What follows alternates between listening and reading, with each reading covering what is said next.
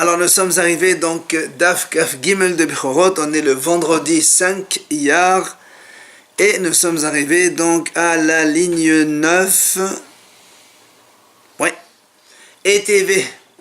Alors on avait vu avec Rabbi Yirmiya que lorsqu'on a une Tum'a qui existait déjà avant, même si elle a été annulée par une Tahora, si elle se mélange de nouveau avec une Tum'a, la Tum'a se réveille, comme on a dit, Matzah Minet Mino.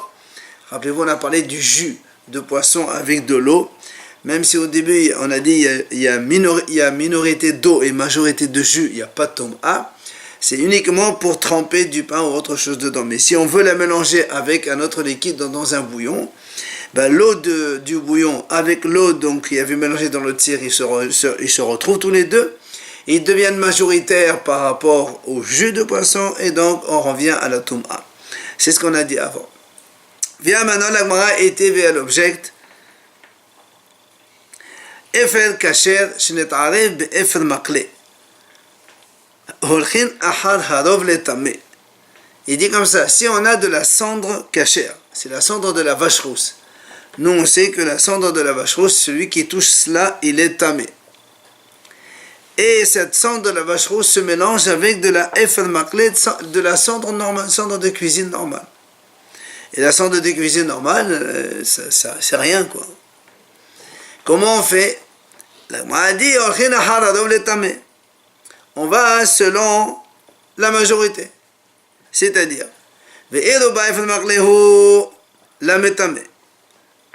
si la majorité c'est de la cendre de la vache rousse, alors c'est métamé. Celui qui touche ça, il est tamé.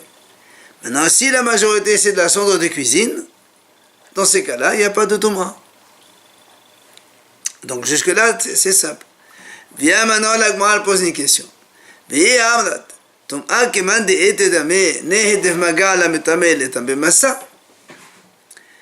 la Gemara lui dit, si tu dis, comme il a dit Rabbi Yirmiya, que la Tum'a qui existait avant, elle n'a pas disparu, puisqu'on a dit que si elle retrouve une autre Tum'a, ça s'additionne et ça réveille la Tum'a. Comme l'exemple du jus, on a dit le jus de poisson avec de l'eau. On a dit s'il y a majorité de jus, c'est tahor. Mais l'eau qui est à côté, elle est tamée.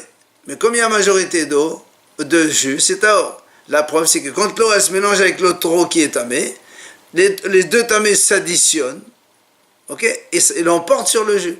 Ça veut dire que quand on a dit que jus, majorité de jus et minorité d'eau, on a dit c'est tahor, c'est pas que l'eau elle est complètement annulée. L'eau elle est tamée, mais elle est en minorité. Alors il dit ici la même chose. Si imaginons qu'on a ici rov efer makle, c'est-à-dire la majorité c'est de la cendre de cuisine. Donc imaginons on a un petit peu de cendre de vache rousse et beaucoup de cendre de cuisine. Oui. Donc l'ensemble, le mélange, on a dit c'est quoi? C'est tahor, puisqu'on va selon la majorité. Il dit très bien. Ça veut dire que celui qui touche cette cendre, d'accord, il n'est pas tamé puisque la majorité c'est tahor.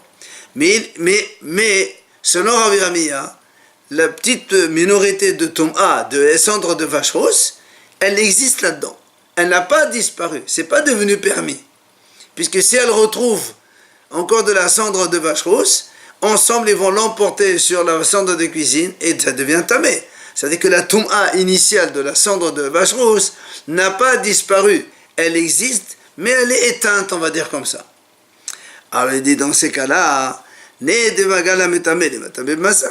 dit d'accord, dans ces cas-là, même si quand on touche ce mélange, et dans la majorité c'est cendre de cuisine, on est tahor, parce que c'est tahor, il n'y a pas de problème. Mais il lui dit, mais quand même, si quelqu'un il transporte tout cet ensemble, il devrait être tamé. Puisque il transporte quand même une petite minorité de Tum'a, de cendre de cuisine, de vache rousse. Selon Rabbi Yirmiya, ça devait être comme ça. Le chiot est différent quand on porte et quand on touche? Non. Alors? Parce que quand tu touches, pourquoi on t'a dit que quand tu touches, c'est tahor? Tu as touché une partie, tu ne sais pas laquelle. Peut-être que c'est la majorité, d'accord. Mais quand tu transportes tout, il y a la minorité dedans qui est tamée forcément. Or nous on a dit non. Alors vient la Gemara répond, elle dit effectivement, tu as raison. Ha et man'ala, sur cela on a dit, Amar Rabbi Yosef Rabbi Hanina, tahon meletame b'maga, aval metame b'masa. Et effectivement, comme tu as dit, c'est tahor par le contact, mais pas par le transport. Si on transporte, on est quand même tamé, même s'il y a une minorité seulement de cendres de vache rousse, elle existe, alors elle n'est pas complètement annulée, elle est éteinte, et donc là, on la transporte. Bien, l'Agmara repose une autre question. Bien, l'Agmara dit comme ça. Bien, Amar Rav Hazda. Rav Hazda, il a dit comme ça. Nevela, betela, bishhuta. Si on a un morceau de nevela, de cadavre, donc on n'a pas le droit de manger, et que le nevela, ça transmet l'impureté. Celui qui touche une viande de nevela, on est tamé. Et elle s'est mélangée avec shhuta, avec des morceaux de viande, donc shhuta, de viande normale, égorgée, abattue, et on a le droit de manger, il n'y a pas de tum'a. Betela bishhuta. Si on a par exemple 2 morceaux de viande cachère et un morceau de viande de nevela, ça s'est mélangé, on ne sait pas lequel. Là aussi il dit, si on touche, c'est batel berov, il n'y a pas de problème. Et il dit, parce que nous on sait que quand il y a min bimino, Rabbi Yehuda il dit la batel. Ça ne s'annule pas même dans la majorité. Or ici c'est de la viande et de la viande. Il dit non. Il dit parce que chez Ifshar, il faut corriger. La shehota c'était assez nevela. Un morceau de viande qui est égorgé, qui est caché à manger, ne peut jamais devenir nevela. Alors que dans l'autre sens, un morceau de nevela, viande de nevela, qui est donc transmet l'impureté, pourrait une fois devenir un morceau qui ne transmet pas l'impureté. Quand? C'est quand il pourrit complètement et qu'il n'est plus mangeable. Dans ces cas-là, il n'y a plus d'impureté. Quoi qu'il en soit, elle nous dit ici, Rav Hazda dit, un morceau de nevela qui se mélange dans 2 shhuta. La majorité chez shhuta. Donc, il n'y a pas de... C'est tahor. Alors là aussi, la Gemara dit, d'accord, si on touche un de ces 3 morceaux, comme la majorité, c'est tahor, il n'y a pas d'impureté. Je veux bien. Mais la même question, l'étamé bemassa. Mais si quelqu'un transporte ces 3 morceaux, donc le morceau de nevela, il y est dedans. Donc normalement, ça doit être tamé. Tu n'as pas dit qu'il n'y a pas d'annulation dans la même espèce? Justement, c'est pas la même espèce. Parce que shhuta et nevela, c'est 2 choses différentes. D'accord, mais ça reste des morceaux de viande. Oui, mais c'est justement un morceau de viande shhuta et un morceau de viande nevela, c'est pas la même espèce. Même si c'est la même, le même, c'est pas la même chose, c'est pas la même chose. Le nom est différent. Amalé, il lui a répondu. Atun bedrav Hazda matnitola. Il lui dit, vous avez étudié ça au nom de Rav Hazda. Anan bedrav Yahya matninan la. Nous, on a enseigné ça donc dans la breta de Rabbi Yahya. Et on a dit comme ça. Tani Rabbi Yahya nevela shhuta betelot zo bezo. Comme on a dit maintenant que le morceau de nevela, il est annulé dans la shhuta. Sur cela, Amar Rabbi Hanina tahol menetame bemaga aval metame bemassa. La même chose. Il lui dit, tu as raison. Metame bemaga, donc il n'y a pas de touma parce qu'on touche, on ne sait pas, peut-être que la majorité c'est tahor. Mais si on transporte les 3 morceaux, et donc forcément il y a le morceau minoritaire de touma, alors on est tamé. Continue à Abaye, il pose une autre question sur donc Rav Dimi qui a rapporté l'enseignement de Rabbi Yirmiyah. Voilà, et nous on a vu dans notre Mishnah. On a dit, Rabbi Eliezer ben Yaakov Omer, c'est la Mishnah qu'on a vu récemment. Il a dit, Behema gasa, sheshava hararat dam, harezo tekabed, veneftera mena bechora. On a dit donc une Behema gasa, une vache, qui a donc rejeté donc par sa matrice, hararat dam, des caillots de sang. Alors peut-être que c'est un bébé qu'elle a avorté. Alors on a dit, c'est pour ça qu'il faut l'enterrer. Ce caillot, peut-être que c'est un petit veau qui a été avorté. Et la conséquence, le prochain bébé veau qui va naître, ce ne sera pas un premier-né. Puisque le premier-né, il a été avorté. Donc ce sera un deuxième. Il n'y a pas de problème. Donc c'est la Mishnah qu'on vient de voir maintenant. Et seulement là, Vétan et Rabbi Yahya, sur ça, Rabbi Yahya, il a enseigné, il a dit la chose suivante. Ena metamea lo bemaga velo bemassa. Là, il sur Rabbi Yahya dit ce caillou de sang là, il ne transmet pas l'impureté, ni par le contact, ni par le transport. Alors, là, on m'a dit, Amai, pourquoi? Ni de maga la metame tetame bemassa. Parce que rappelez-vous, nous on a dit pourquoi ça ne transmet pas l'impureté. Rappelez, on a expliqué que comme il est mélangé dans beaucoup de sang, il y a majorité de sang, un petit peu des caillots qui donc forment le bébé. Donc ça s'annule par rapport à la majorité que c'est le sang, et le sang ça ne transmet pas l'impureté. Ah, là, m'a dit très bien. Si on touche, je veux bien, on n'est pas impur. Mais si on transporte, on devrait être impur pour la même raison. Puisque le petit morceau la minorité de Touma, si tu le transportes, il est tamé, puisque la Touma, elle ne s'annule pas complètement sur le Rabbi Yirmiyah. Donc, comment il explique notre Mishnah? Alors, là, m'a dit, Eshtir, effectivement, il n'a pas su répondre. Rav Dimi ne savait pas quoi répondre. Il a été objecté par rapport à cette Mishnah et donc l'enseignement de Rabbi Yirmiyah. Viens après la Gemara dit mais quand même, Dilma, peut-être qu'on pourrait trouver une issue. Laquelle? Il dit peut-être qu'ici, pourquoi on dit que ça s'annule complètement? Parce que tum asruha, c'est-à-dire cet avorton, si on l'appelle comme ça, ces caillots de sang qui forment le veau qui est un avorton, eh bien c'est une tomate qui est sruha, c'est-à-dire elle est pourrie, elle n'est pas mangeable. Et alors nous on sait que tout ce qui n'est pas mangeable, on l'a vu il n'y a pas longtemps, ça ne transmet pas l'impureté. Donc, la réponse, elle est bonne. Donc, normalement, quand il y a une toum'a, même une minorité, ça ne s'annule pas. C'est comme il a raison, Rabbi Yirmiyah, il a dit comme ça.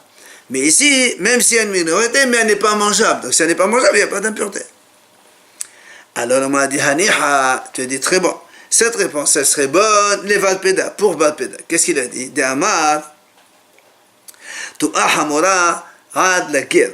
Vitum Akala, Ad la Kelev. La Hazia la guerre. Barpeda, il a dit comme ça. Pour ce qui est de la Tum'a Hamora, Tum'a sévère, c'est-à-dire que donc, la Tum'a par le transport. Ad la guerre.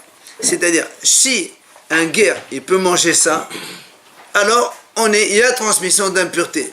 Mais c'est un guerre, un étranger, il ne peut pas manger ça, donc elle n'est pas mangeable, donc il n'y a pas d'impureté. C'est pas un converti, c'est un guerre, c'est un étranger qui habite chez nous qui est. Il peut manger. Il a le droit de manger. Oui, bien sûr qu'il a le droit. Un guerre. Toi, tu as le droit de manger ça? Le guerre. Cet avorton, tu as le droit de manger ça? Nous, les juifs, on a le droit de manger. Non. Mais le guerre? Le guerre, il a le droit de manger. Mais est-ce que c'est mangeable ou pas? Est-ce que c'est dégoûtant pourri ou c'est pas pourri? C'est pour ça qu'il lui dit. Si le produit est. Regarde. Lui, il dit comme ça. Pour que un morceau de viande transmette l'impureté sévère, si elle est par le transport, il faut que ce soit un aliment mangeable par un humain. Goy, entre parenthèses. Mais pour une tum'a kala, c'est-à-dire n'importe quel tomate de contact, même si l'homme ne peut pas manger, mais le chien peut manger cette viande, il y a encore transmission d'impureté. Ça veut dire que si, de là on apprend, donc si l'aliment n'est pas mangeable du tout, même pas par un chien, il n'y a pas d'impureté. C'est pour ça qu'il dit ici, tu me dis que cet avorton se mélange de caillots, ok, le guerre il ne va pas manger, c'est du sang, qui dit qu'il va manger ça. Donc c'est pour ça qu'il n'y a pas de transmission d'impureté par le transport. Mais comme le chien il mange, alors il y a transmission par le contact. Ça marche bien selon Barpeda. Et là, il m'a dit, mais il y a une question de Rabbi Yohanan, selon Rabbi Yohanan. De Amar, Ahadzo ve Ahadzo ad la Kelev, Ahazia la Kelev. Il dit, mais Rabbi Yohanan, lui, il a dit non. Qu'importe le type de transmission d'impureté, que ce soit par le contact ou par le transport, dès que le morceau de viande est consommable par les animaux, par les chiens, tant qu'il est consommable par les chiens, ça transmet l'impureté. Or, ça, le chien, il mange. Tu lui donnes des morceaux de cailloux de sang, il mange le chien, c'est pas un problème. Donc, ça transmet l'impureté, aussi bien par le transport que par le contact. Ah, pourquoi nous, on a dit ici, dans la Mishnah, on a dit, l'homme est tamé, l'homme magav et l'homme massa. Ce caillou-là, parce qu'il est mélangé dans le sang, si on touche, il n'y a pas de problème de tomate. Ça va, je veux bien, parce qu'on touche le sang. Mais quand tu transportes, il y a aussi dans le sang un peu de tomate, de cet avorton-là qui est né là. Pourquoi on ne serait pas impur? Alors on va dire qu'à effectivement, il y a une objection. Sur l'enseignement de Rabbi Yirmiyah, il y a une objection. Il vient à nous ramener ici l'enseignement justement Mahlok de Barpeda Rabbi Yohanan. Goufa, on revient à la 7 Mahlok. Barpeda Amar, il dit Barpeda comme ça. טומאה חמורה עד הגט וטומאה קלה עד הכלב. ורבי יוחנן אמר אחד זה ואחד זה עד הכלב. Donc comme on vient de dire maintenant que selon Bar Peda, la transmission de l'impureté sévère par le transport, il faut que l'aliment soit mangeable par un humain. Si l'homme ne peut plus manger ça, il n'y a plus de transport. Le transport n'existe plus. Et pour le chien, par contre, pour la tom'a de contact, il suffit que l'animal mange, alors c'est transmis par le contact. Si l'animal ne mange pas, il n'y a plus de tom'a. Ça, c'est l'avis de Bar Peda. Mais Rabbi Yochanan, lui, il dit non. Aussi bien la tom'a de transport que la tom'a de contact, tous les deux, tant que le chien peut manger cette viande, il y a transmission d'impureté. Si le chien ne mange plus, il n'y a plus d'impureté. Ça, c'est ce qu'on a dit maintenant. Viens maintenant, l'Agma nous explique ces deux avis-là.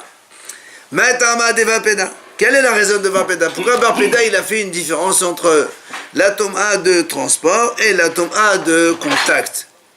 Il dit, d'irtif. Parce que dans le passouk, c'est marqué comme ça. Nevela, vous ne mangerez pas nevela. Et le passouk continue. La guerre, tu la donneras aux guerres. Donc tu vois bien que le mot nevela, il est associé aux guerres. C'est pour ça qu'il dit Bar Peda. Guerre, c'est le coachi, là? Non, c'est pas un converti. C'est un goy étranger qui travaille chez nous. Et qui a pris certaines mitzvot, mais il mange encore taref. Donc, tant que le guerre peut manger cette viande, alors la viande s'appelle nevela et elle transmet l'impureté par le transport. Mais chez Enad et la guerre, mais si le guerre ne peut pas manger cette viande, alors Enad et nevela. Donc c'est pour ça que Bar Peda il a dit que tant que le guerre peut manger la viande nevela, elle a son statut de nevela, autrement elle n'est plus nevela. Et donc il n'y a pas de transport. Alors nous on pose la question, alors Rabbi Yochanan, comment il fait avec ce passouk? Voilà, il y a marqué nevela la guerre. Lui il a dit non, aussi bien pour les chiens que pour le guerre, toujours nevela. Il te dit non. Ici la guerre de la Torah, les ma'ote echad hesriha, me'akara. Il dit, Rabbi Yochanan, il t'explique, il dit comme ça. Ici, on parle dans le cas où, parce que là, il y a marqué Nevela, la guerre. Imaginons qu'un animal vivant, par exemple, Rachid a dit, il est tombé d'une hauteur, et il s'est brisé quelques membres, mais il est encore vivant. Et quand ça se brise, ça pourrit à l'intérieur, puisqu'il n'y a plus de vie. Donc à l'intérieur, il se pourrit. Donc il était déjà pourri depuis le vivant de l'animal. Après l'animal, il est mort. Il dit, étant donné, d'accord, si après l'animal, dont la viande, le morceau de viande, il est pourri, il est mort, d'accord, comme le guerre, il ne peut pas manger, c'est pourri, alors ça ne transmet pas l'impureté par le massa. Selon Rabbi Yochanan, seulement quand la viande, elle était consommable à un moment, après elle pourrit, d'accord, là oui, ça reste donc le Tum'at Nevela jusqu'à ce que le chien ne peut pas manger. Mais quand elle était déjà depuis le début, depuis le vivant de l'animal, elle était déjà pourrie. Après, elle ne transmet pas la Tum'at Bemassa. Alors nous on dit Vedar, et le Bar Peda, comment il apprend ce cas de Sliha Me'akana? Et Sliha Me'akana, la Sliha Akala, les ma'oté. Lui, il te dit, attends, un morceau de viande qui est pourri du vivant de l'animal, on n'a même pas besoin de l'exclure comme quoi il ne transmet pas l'impureté. Puisque s'il est pourri, c'est comme si de la poussière. La poussière, ça ne transmet pas l'impureté. Donc pour lui, il n'y a pas besoin d'un passouk pour ça. Viens, elle objecte sur ça. Nous, on a vu Rabbi Eliezer ben Yaakov. Dans notre Mishnah, on a dit Rabbi Eliezer ben Yaakov Omer,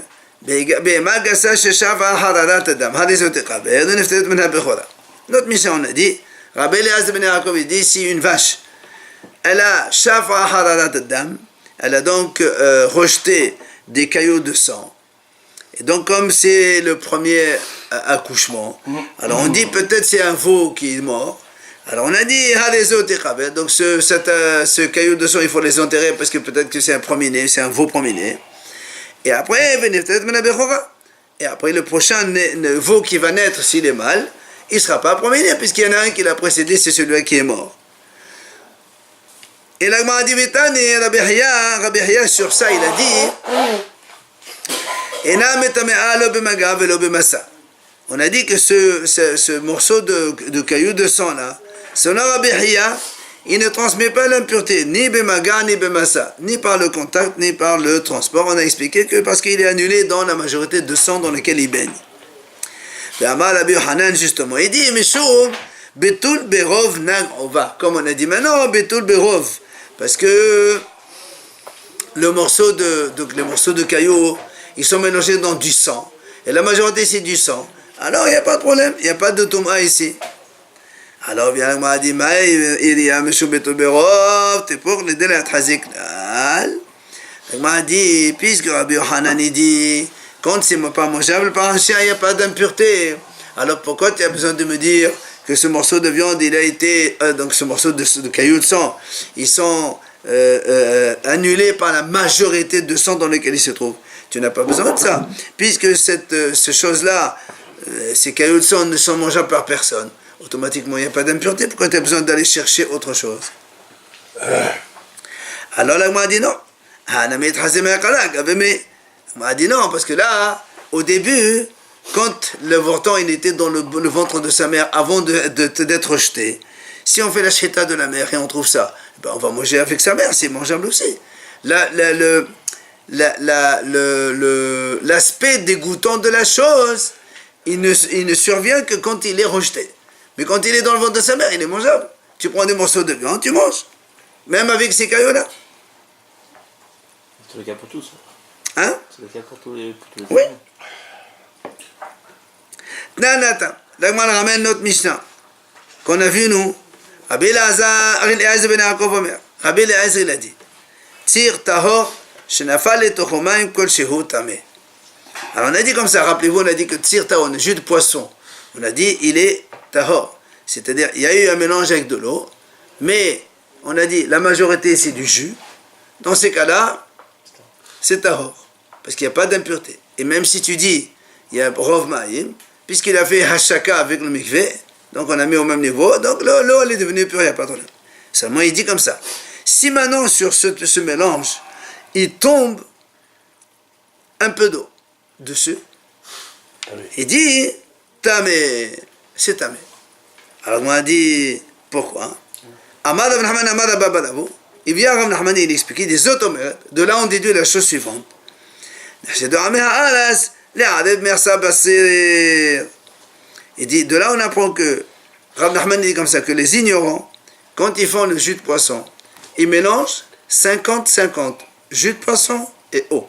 C'est pour ça que quand tu rajoutes une goutte d'eau, l'eau elle devient majoritaire par rapport au jus de poisson et donc c'est tamé. C'est pour ça qu'il a dit tamé. Alors le m'a dit, pourquoi tu as dit moitié-moitié?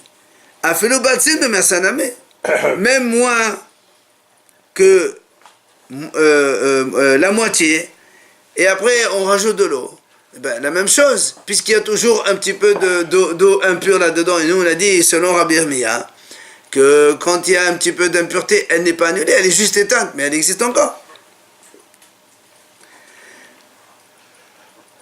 Donc l'agma a dit même batzid me mertsaname, même si moins que mertsa, ben imagine va aller paga la baté. Donc c'est ça il lui dit, quand tu mets moins que 50% d'eau, et après tu rajoutes un peu d'eau, même si ça fait 50-50, 50-50 c'est pas annulé. Et donc ça devient tamé. Pourquoi tu as besoin de me dire au début que les ignorants ils mélangent 50-50, et après tu rajoutes un peu d'eau, ça devient majoritaire. Même si c'est pas majoritaire, c'est 50-50, c'est pas annulé non plus. Alors il lui dit d'accord, tu as raison. Il dit, pardon, d'abord il dit, ad merza. Il dit, non, il ne faut pas lire, ils ont mélangé moitié. Ils ont mélangé jusqu'à la moitié. Moins que la moitié ou jusqu'à la moitié, tout ça, ça reste donc tamé. Ou encore, il m'a dit, deuxième réponse, Tumat ma'ales de la banane. Tumat mashkin de la banane. On m'a dit, je peux te donner une deuxième réponse. Pourquoi on a dit seulement 50% et ne pas moins? Parce que comme la tomate des ignorants, c'est Hachamim qui l'ont décrété. Et la tomate des mashkin, des boissons, des liquides, aussi c'est Hachamim qui l'ont instauré. Elle n'existe pas dans la Torah. Alors comme c'est que des Hachamim, quand il y a Rov, Hachamim gazo, c'est-à-dire quand il y a Rov ma et majorité d'eau, alors on dit c'est d'accord, c'est tamé. Mais palga, quand c'est 50-50, Hachamim ils disent non, pas tamé, c'est tahor. C'est pour ça qu'on a voulu dire uniquement merza, c'est moitié et pas moins que la moitié. Matiti nouvelle Mishnah. Rabban Shimon ben Gamliel Omer, il dit Rabban Shimon ben Gamliel, Halocher behema meneka menarvet kochavim. Si quelqu'un il achète un animal, donc soit une vache ou une brebis ou une chèvre, avec un bébé qui tète. C'est-à-dire une vache avec un veau, et le veau il tète de la vache. Ou une chèvre avec un chevreau qui tète, ou une brebis avec un petit agneau qui tète. Il achète les deux ensemble. Alors il dit,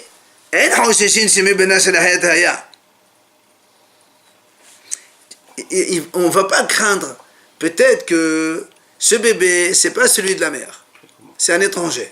Tu vas dire, mais dans ces cas-là, comment elle a du lait? On avait dit, ça existe des animaux avec du lait, même avant l'accouchement. On ne dit pas ça. On dit que c'est son bébé. Du coup, le prochain, c'est pas un bechor. Zéro. D'accord? La même chose, la Mishnah dit, un homme, il a un troupeau d'animaux. Il rentre dans le troupeau un matin. Il voit, voilà, et un mavkerot menekot, ou shenal mavkerot menekot. Il y a des animaux qui n'ont jamais accouché dans son troupeau. Il y a des animaux qui ont déjà accouché. Après, il trouve, par exemple, 2 brebis avec 2 naissances, donc qui n'ont jamais accouché. Et 2 autres brebis qui ont déjà accouché avec 2 naissances. Et chacune avec son bébé attaché. Il ne va pas dire peut-être que les bébés se sont mélangés, et peut-être que ça c'est Bechor Saver, et non. Celle qui n'a jamais accouché, forcément, donc le bébé il est Bechor. Et celle qui a déjà accouché, le bébé n'est pas Bechor, même si tu n'as pas vu. C'est comme ça, donc, naturel que le bébé il va selon sa mère.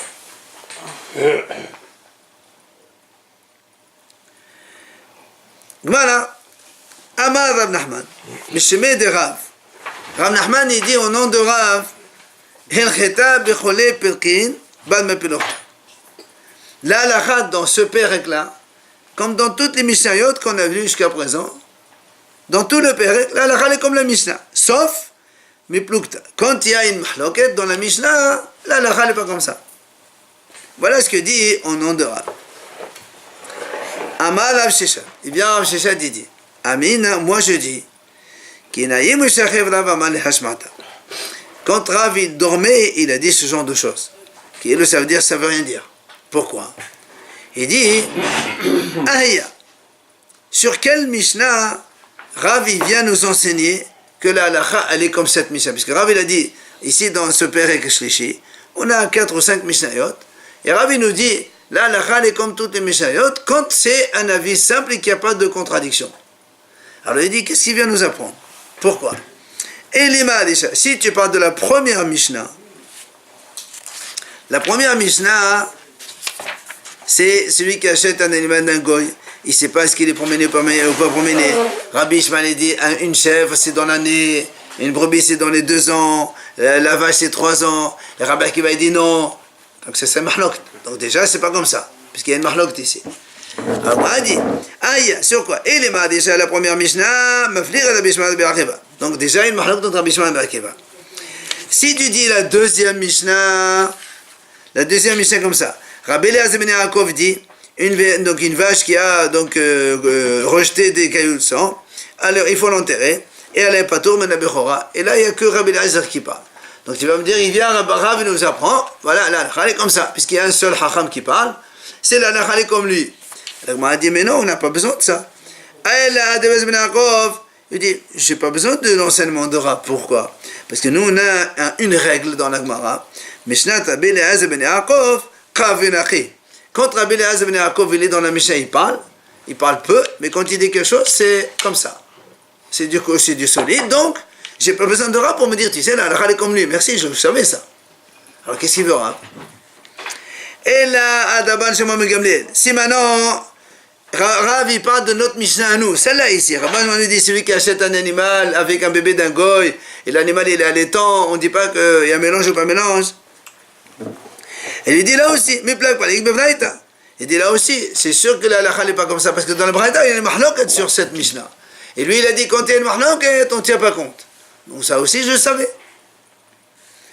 Et là, on m'a dit, la dernière Mishnah de notre Pérec, il y a marqué Rabbi Yossi ben Amshulam Omer, celui qui veut faire la chéta d'un premier-né, parce que nous, quand on fait la chéta d'un agneau, par exemple, il y a de la laine, il faut enlever la laine.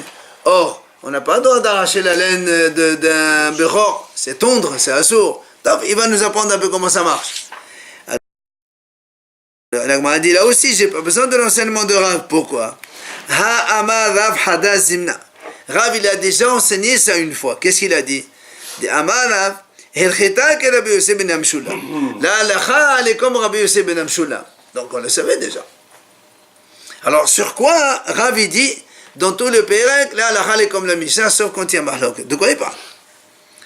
Il nous reste une dernière Mishnah dans ce Pérec qui parle de Se'al Ba'almum, les poils d'un premier-né qui a un défaut. Est-ce qu'on a le droit de profiter de ça, oui ou non? Alors il m'a dit là aussi, dans cette Mishnah, c'est une mahloket. D'accord? Alors donc on ne comprend pas qu'est-ce que Rav veut nous enseigner quand il dit, dans tout ce Pérec, la halacha elle est comme la Mishnah. Qu'est-ce que tu veux m'apprendre? Quand il n'y a pas de mahloket, c'est ça? Oui, évidemment. Mais là aussi, quand il y a mahloket, on le savait déjà. Rabbi Eliezer, on le savait, Rabbi Yossi ben Amshulam, on le savait, les autres c'est mahloket, donc il n'y a rien à m'apprendre. Alors, donc, donc ça c'est la question. Léa Olam, la Gemara répond. C'est raison. Mais je peux te répondre. Léa Olam, Adaban, Shimon Gamliel. Rav, quand il a dit la halakha, comme donc les Mishnayot de ce Pérec, il parle de Rabban Shimon Gamliel de cette Mishnah ici. À propos donc de l'animal qui tète, avec un animal, une chèvre avec un chevreau qui tète et elle a le lait, on ne dit pas que ça vient d'ailleurs. Alors la Gemara a dit, mais nous on a dit tout à l'heure que dans la Braïta il y a une mahloket. Donc si c'est mahloket, elle ne peut pas être la halakha comme ça. Il dit non. Viens Kamash Manan. Il veut t'apprendre que la Braïta, c'est pas une mahloket. Ça veut dire que la Braïta est contre la Mishnah. La Mishnah, elle est comme la halakha de Shimon Gamliel. Même si tu as une Braïta qui n'est pas d'accord avec lui, on ne tient pas compte de ça. Alors la Gemara a dit, si Rav dit, la halakha dans tout ce Pérec comme la Mishnah quand il n'y a pas de mahloket. Alors, on m'a posé une autre question. Pourquoi ailleurs, Rav dit, tu sais, la halakha elle est comme Rabbi Yossi ben Amshulam dans la prochaine Mishnah, à propos comment on coupe les poils dans le cou pour faire la shchita. On m'a dit, pourquoi Rav dit ça? Puisque lui, Rav il a dit, la halakha dans ce Pérec, comme chaque Mishnah où il n'y a pas de mahloket. Or, dans la Mishnah de Rabbi Yossi ben Amshulam, il n'y a pas de mahloket non plus. Alors pourquoi Rav il a besoin de répéter dans un autre endroit, ici dans le Pérec? Rav il va nous dire, tu sais, la halakha est comme Rabbi Yossi ben Amshulam. Tu as déjà dit que la halakha dans tout ce Pérec, c'est comme le Mishnah. Et là-bas, c'est un Mishnah. Alors, la Gemara répond. Si on reste avec cette halakha de nous, qu'il a dit ici, la halakha dans tout ce Pérec comme c'est un Mishnah. Il n'a pas dit la halakha comme Rabbi Yossi ben Amshulam. Je me serais trompé. Et j'aurais dit, Hava Amin. Ad Rabbi Yossi ben Amshulam Qay. Quand il a dit, j'aurais dit comme ça, je me serais trompé, j'aurais dit comme ça. Quand Rav il a dit la halakha est comme tout ce Pérec, il parle de Rabbi Yossi ben Amshulam. Pourquoi? Parce que Rabbi Yossi ben Amshulam,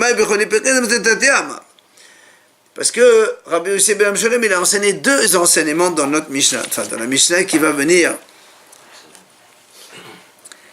Rabbi Yossi ben Amshulam dit, celui qui veut faire la shchita d'un bechor, il fait makom bechorfis, mekan.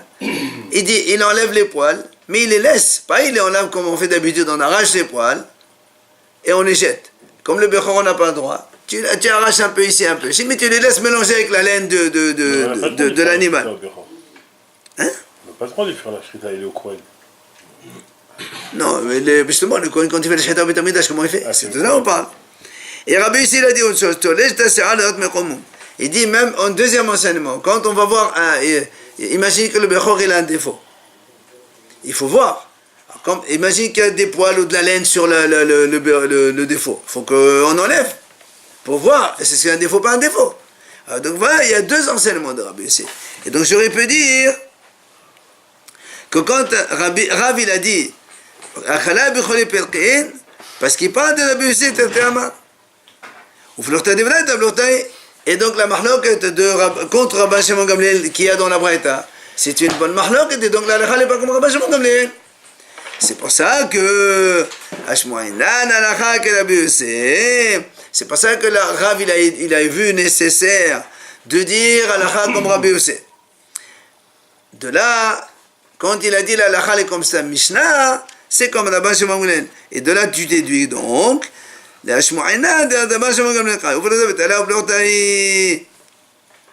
de là on déduit que quand Rav il a dit la halakha est comme ça Mishnah, ça veut dire qu'il veut parler de Rabban Shimon Gamliel et que la Braïta qui a contredit Rabban Shimon Gamliel n'a pas lieu d'être. C'est pour ça que Rav il a dit d'un côté la halakha comme Rabbi Yossi ben Amshulam et d'un autre côté la halakha comme tous dans tous c'est comme ça Mishnah et qui essaie de Rabban Shimon Gamliel pour nous enseigner que même si on va voir donc juste demain si tu veux la Braïta qui est contre Rabban Shimon Gamliel, cette Braïta on ne tient pas compte et la halakha est comme Rabban Shimon Gamliel.